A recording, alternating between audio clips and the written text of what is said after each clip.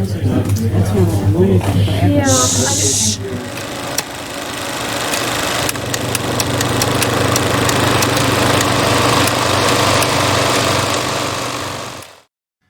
welcome back to Reactioncast. It's your host Jesus, aka Tyrant Dominus, and today we're talking about Obsession, the movie that everyone's talking about. And let me say this up front. Obsession is one of those horror movies where the premise sounds simple, maybe even familiar, but the execution is what gets under your skin. Have you ever actually flirted with Nikki? I'm gonna go get some shots. I'll come with you if she means this much to you. And I know she does. Say, Nikki, I think we should grab a drink sometime. Nikki, wait, I was gonna ask you, What? I lost my train of thought. Hi. Good night. What else? Why? One wish, Willow. You only get one wish. I wish Nikki Freeman loved me more than anyone in the entire world.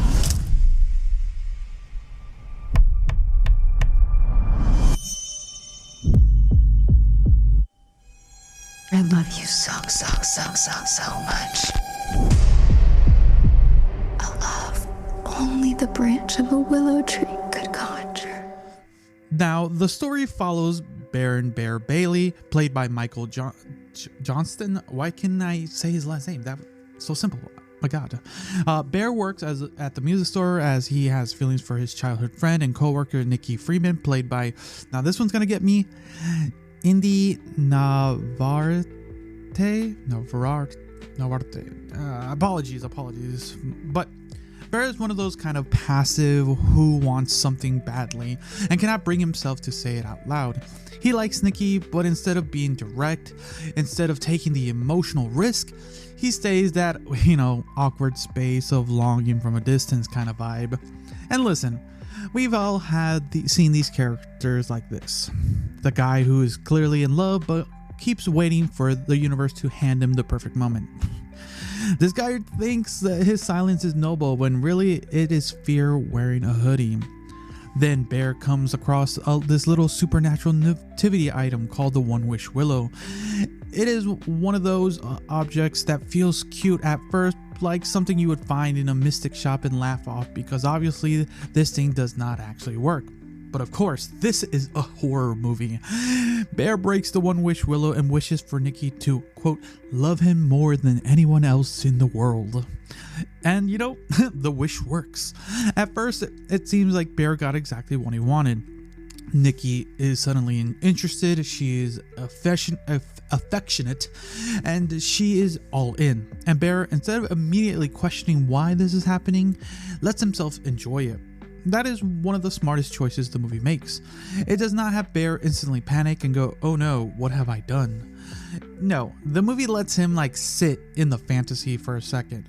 It lets him benefit from it, and that makes him more uncomfortable as a protagonist. The montage is ugh. Because we are watching him slowly realize something is wrong, but we are also watching him hesitate to give up. And that is when the romance starts rotting. Nikki's affection becomes too intense, too consistent, too empty. It's like someone took the idea of love and removed the person from the center of it. She is there, but she's not fully there. She smiles, she stares, she clings, she obeys, but the warmth starts to feel mechanical. Bear did not get Nikki, he got the shadow of Nikki. And from there, Obsession turns into this uncomfortable supernatural dating nightmare where the more Bear tries to handle the consequences, the more obvious it becomes that this was never love, this was possession. The worst part is this thing possessing Nikki might not be a demon in the traditional sense, it might just be Bear's wish. So, the biggest reason Obsession works is the performances, especially, oh my God, I'm gonna try to pronounce her name, Indy Navarrete, the actress who plays Nikki, Indy. She is the engine of this movie. This role could have gone wrong so easily.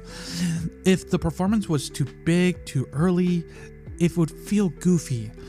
It would if it was too flat, it would not be scary.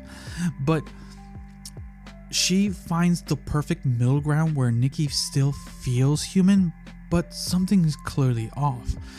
And that is way scarier than if she just turned into a full-on monster. There are moments where she is sweet and natural, and you understand why Bear likes her. And then there are moments where her smile just sits on her face a little too long.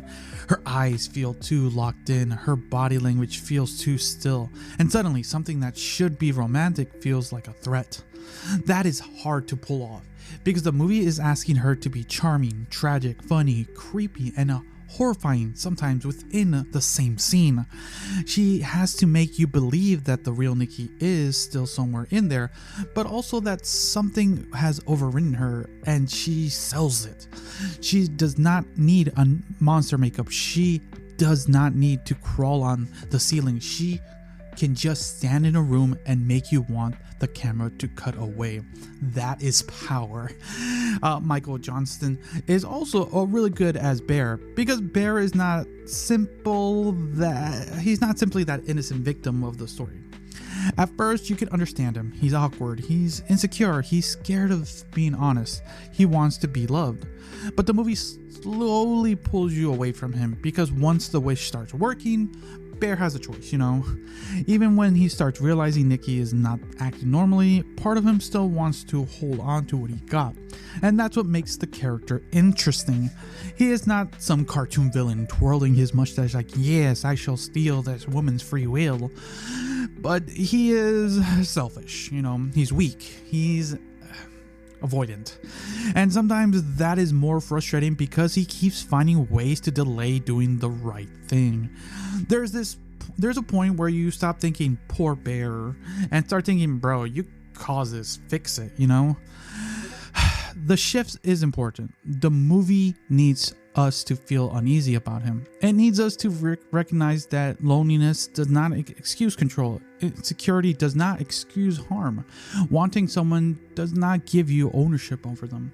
The supporting cast also helps build the world around Bear and Nikki, especially the music store environment and the friend group dynamic. That normal setting is important because it makes the horror feel more embarrassing and more personal. This is not happening in some haunted castle or cursed village. This is happening in the workplace, bedroom, dinner table, parties, places where normal people are supposed to function. And that everyday quality makes the supernatural elements hit even harder. So the plot of Obsession is, like I said, it's not revolutionary. In terms of premise, we have seen the wish gone wrong story before many of times, right? It's the monkey's paws. We have seen horror movies about obsession. We have seen the supernatural cautionary tales about getting exactly what you wish for. But the reason this movie stands out is because it understands the emotional violation of the center of its concept. Bear's wish is horrifying because it removes Nikki's choice. And without choice, love is not love. This is the whole point. The film is smart enough to know that the nightmare is not simply, oh no, the girl likes him too much. That would be shallow. The real nightmare is that Nikki's personhood has been rewritten by Bear's desire. So she has become what he asked for, but not what he wanted. Because what Bear wanted was Nikki, the actual Nikki, right?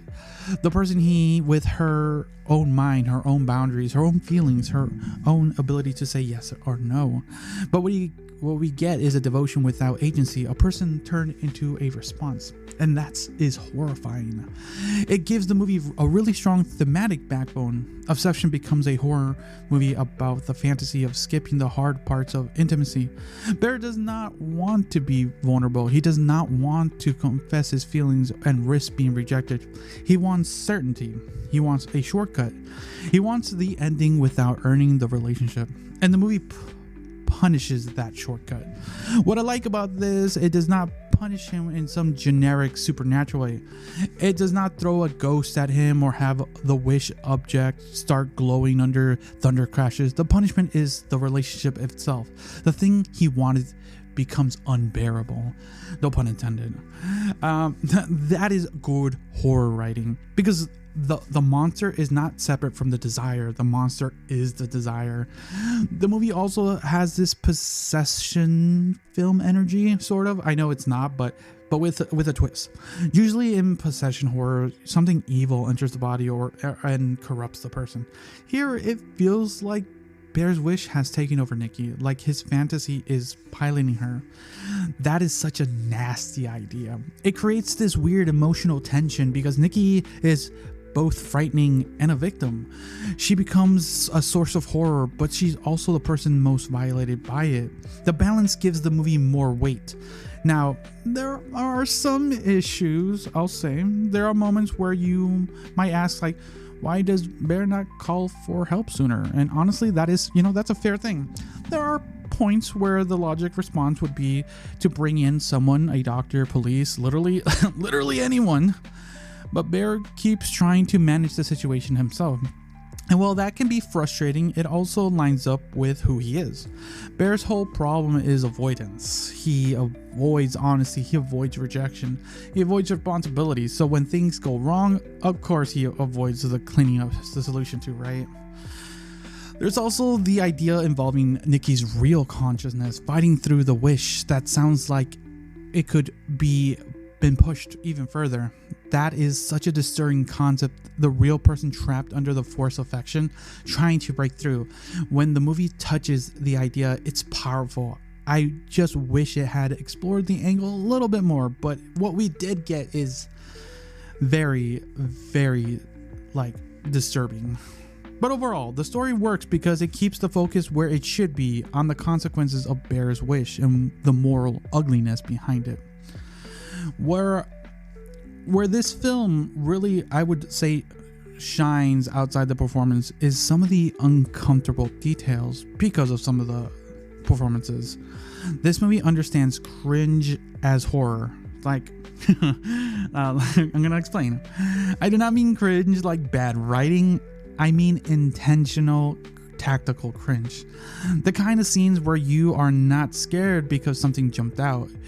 You are scared because of the social situation is going so wrong that your soul wants to leave your body. I was myself cringing here. This is a very specific kind of horror. This movie uses it well. There are scenes where Nikki's behavior is not immediately violent, but it's also so wrong that you tense up away. She says the wrong thing, smiles too long, stands too still, watches too closely, and the camera lets the moment breathe until it becomes unbearable. Oh god, it is so. That is what I appreciated. This movie is not always in a rush to scare you. Sometimes it just traps you in the awkwardness. That awkwardness becomes dread. The lighting, the framing also do a lot of the heavy lifting. Nikki also often is presented in a way that makes her hard to read. Sometimes she's in the shadows. Sometimes her person is partially hidden, so you're trying to see what the face she's making. Sometimes the camera holds on her long enough for you to start searching her face, wondering what is going on behind her eyes. This is effective because it keeps her human while making her feel wrong. The movie does not need to fully transform her into a creature. In fact, it's better that it does not. The horror is that she still looks like Nikki. She still sounds like Nikki, but the person underneath has been distorted. That is more disturbing than a real monster reveal. The film also seems to have a good sense of humor, but it's not the humor that undercuts the horror. It is humor that makes the horror more unpredictable. Some moments are funny because they are so uncomfortable, but when the scene keeps going, it's suddenly you realize the joke has teeth. The balance, that tone balance is hard. A lot of horror comedies often become too silly to be scary or too serious to be fun. Obsession seems to understand that awkwardness and can be both funny and terrifying at the same time. And that's why the movie feels fresh, even when the concept is so familiar. It is not just about what happens, it's about how long the movie makes you sit with it. The horror is in the pause, the stare, the silence after someone says something they should not have said, the moment where you are waiting for someone to laugh but nobody does. This is the kind of discomfort that sticks. So, overall, Obsession is a strong horror film because it takes a familiar setup and finds the nastiest possible emotional angle. This is not just a wish gone wrong story. It's a movie about entitlement, in my opinion. It is about a man who's confused of wanting someone with loving them. It is about a fantasy of being chosen without having the vulnerability. It's about how ugly the fantasy becomes when it removes the other person's choice. Bear thinks he thinks he's wishing for love, but what he really wishes is control. And once the movie makes it clear, everything becomes more uncomfortable. The performances carry this thing. Indy is the standout, giving Nikki this terrifying mix of sweetness, emptiness, and desperation. She makes the obsession feel unnatural without turning into a cartoon. Michael Johnson gives Bear just enough insecurity to be believable, but enough selfishness to make you question him. That tension is what keeps the movie from becoming that simple victim story, because then you're wondering who is the protagonist and who is the villain. And Curry Baker's direction deserves credit because the movie knows exactly what kind of discomfort it wants to create. It's not just some chasing down scares, it's going for secondhand embarrassment, moral dread, and the horror of realizing that the fantasy you wanted is actually a prison for someone else. And I am so happy with this new line of directors coming out. From the YouTube scene. They have been doing a lot of great work. Is it perfect? No. Some plot beats are familiar. Some choices may have want you to yell at the screen. I know our cinema had. And there are a few ideas that could have been explored deeper, especially when it comes to Nikki's consciousness and how much the real person is still fighting underneath. But the movie's strengths are strong enough that those issues do not break it. For me, the big takeaway is this. Obsession is scary because it understands that love without consent is not love. It is possessiveness. And the movie takes the idea and turns it into something funny, tense, awkward, tragic, and deeply unsettling. It is a kind of horror movie that proves you do not always need a giant monster to create her. Sometimes all you need is a wish, a smile, and someone who wanted to be loved so badly that he forgot that the other person had to choose it too. And that is my take on Obsession. Now, I want to hear from you. Did Obsession work for you? Did the wish gone wrong angle hit? Or did it feel more like a movie playing with a familiar horror territory? How did you feel about Bear as a protagonist, victim, villain, or the world's most avoidant walking red flag? Leave a comment down below if you're watching on YouTube or Spotify. Let me know, because this one is one of those movies where the conversation around it might just be as uncomfortable as the movie itself. And while you're down there, make sure you like the video, subscribe to the channel, and hit that notification bell, or follow if you're listening to any of the podcast platforms so you don't miss the next review, breakdown, or horror discussion. It helps the channel grow, and it lets me keep bringing you these deep dives into the movies that are actually worth talking about. So thanks again for listening or watching. Until next time, see ya. See ya. See ya. See ya.